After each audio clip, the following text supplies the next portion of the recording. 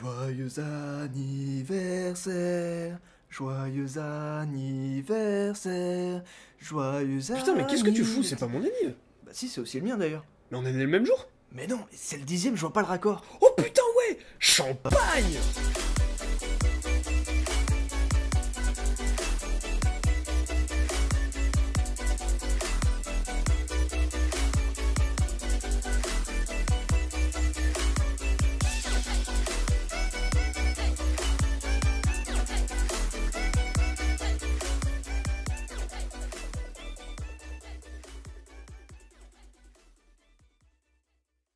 Yo Blin. Bonjour Collignon, ça biche? Avec plaisir et toi? Exactement.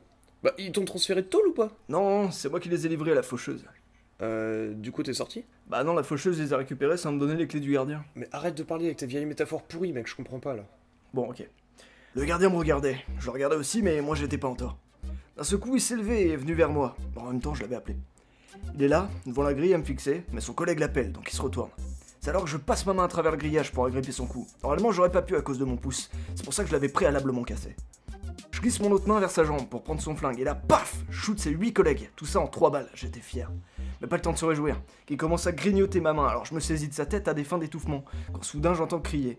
Je savais que c'était pas lui car il était mort, et aussi parce que ça venait derrière moi. J'avais effectivement oublié les 13 personnes dans ma cellule. Heureusement, mes compétences en Krav Maga et ma souplesse m'ont permis d'en venir à bout.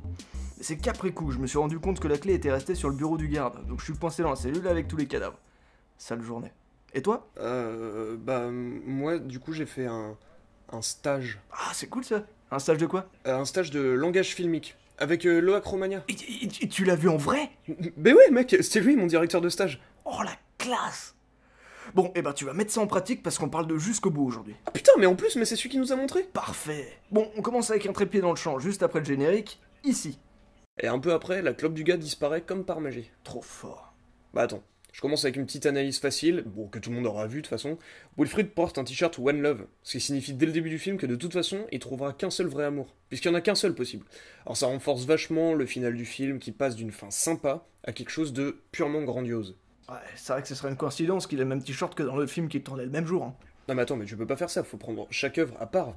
Pourquoi tu veux tout mélanger? C'est une intention du réel, c'est tout. Ouais, si tu veux.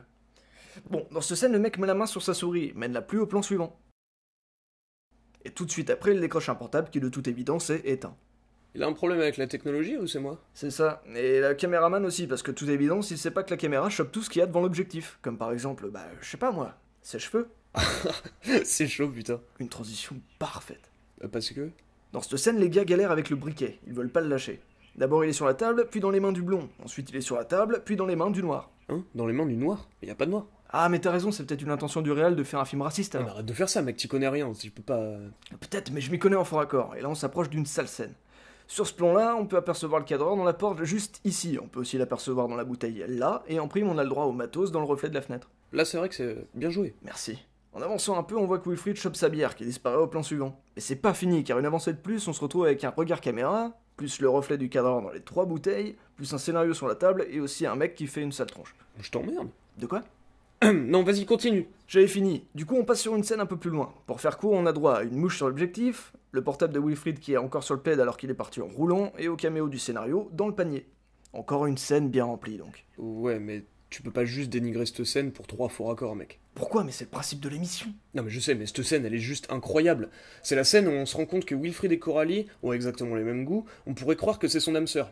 Mais alors là, non. Il est seulement en train de faire le point sur lui-même, en fait. Parlons presque à son subconscient, afin de se ressaisir. Et c'est ce qu'il va faire, au final. Ouais, on se ressaisit carrément en se morgeant la gueule, c'est connu, ouais. Non mais pas tout de suite. Laisse-le se détendre un peu, quand même, le pauvre garçon. Pas le temps pour ça.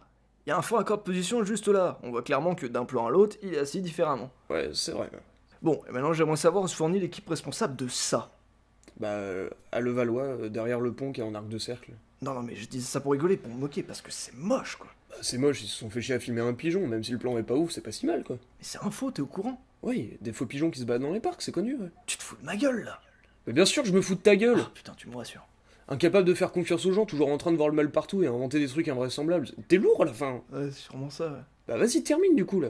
Ouais, bon, du coup, lorsque la vieille peau lui file du pain à lancer aux pigeons qui sont bien sûr des vrais, ça se voit, bah Wilfried ne prend pas le pain avec la même main sur les deux plans. D'abord, il utilise la gauche, puis la droite. Jeu de main, jeu de vilain. Il y a d'ailleurs un vilain faux raccord dans cette scène. Le gars avait dû changer, mais une scène a dû être retournée après coup, donc il s'est rechangé, mais a oublié de refaire sa coiffure. Ses cheveux sont lâchés pendant toute la scène, mais attachés durant ce plan. Moi, je vais t'expliquer la symbolique derrière la scène d'après. Wilfried marche avec Suzy et porte une veste, Fear the Reaper. Craint la faucheuse, en français. Ce qui est symbolique vu l'âge avancé de Suzy. Mais le gars est peut-être juste un vieux fanboy de Sons of Anarchy qui s'est donc acheté un produit dérivé pour engrosser l'industrie des gros patrons. Mais non. D'accord. Bon, pour voir si vraiment tu es trop fort en analyse, analyse-moi la prochaine scène. Ah, facile, mec. Bon, tout d'abord, on peut voir un jeu de Scrabble où plusieurs mots sont déjà construits, ce que le réal a totalement réfléchi de A à Z, évidemment. On peut apercevoir les mots brave et tenir, ainsi que seul, perdu et Suzy. Ce qui montre l'état d'esprit du personnage. Après, plus fort que ça. Sur le côté, on aperçoit le mot sot, qui émet un jugement sur le personnage. Bon, c'est inconscient de la part du spectateur, mais on a de l'empathie pour Wilfried car le réalisateur l'a inscrit dans notre tête. Et plus fort que ça, sur le plan suivant, on se rend compte que Suzy est absente et qu'il joue seul car les lettres sur le pupitre forment le mot pas là. Sur le plan qui suit, on aperçoit une boîte de cookies qui représente Suzanne, et Wilfried la serre tendrement dans ses bras. On assimile donc le manque que ressent le personnage. Mais c'est pas tout, car une petite boîte de la marque Phoenix nous donne déjà le dénouement du film. La relation entre les deux tourtereaux va bientôt renaître de ses cendres. Et pour finir, Wilfried ne regarde pas juste un épisode de questions pour un champion, mais l'épisode où est sorti le mot substantifique, qui signifie quelque chose d'essentiel. Ce qui fait prendre conscience à Wilfried que Suzy est essentielle pour le restant de sa vie. Ouah, tu vas trop loin. Merci. Non, je voulais pas dire que ton analyse était super poussée, mais juste que t'es parti dans ton trip, c'était violent. Ouais, merci. Non mais je crois que tu comprends pas. Je veux dire que... Non mais si, Alors, en gros- j'ai dit merci, mec. Merci. Alors justement, notre ami Julien nous réserve quelques surprises dans son plan, comme par exemple le scénario juste ici, ou alors le bras du cadran dans le reflet de la télé. Attends, je vais essayer de te prouver que je suis un bon analysticien. Vas-y, je te laisse faire. Bon alors, juste avant qu'il aille s'excuser auprès de Suzy, Wilfried va voir Joël dans une scène qui ressemble énormément à la seconde scène du film. Ainsi, le réalisateur nous montre que Wilfried a effectué une boucle et qu'il revient à sa position de départ, mais avec un changement radical sur lui-même qui lui permet d'avancer et donc de partir voir Suzy pour s'excuser. Il termine donc sa quête de l'amour et change de plan. Bravo. Alors là, t'as complètement raison. Merci. Et de rien. Ah bah tu vois, au moins j'aurais pas perdu mes 40 000 balles. Pourquoi 40 000 balles? Bah pour le stage. 40 000 balles le stage? Mais putain, mais c'est un charlatan ce Acromania. Ouais, si tu le dis, je m'en étais un peu rendu compte. Désolé. Bon allez, on se quitte sur ces belles paroles, et au plaisir de nous revoir. Des bisous.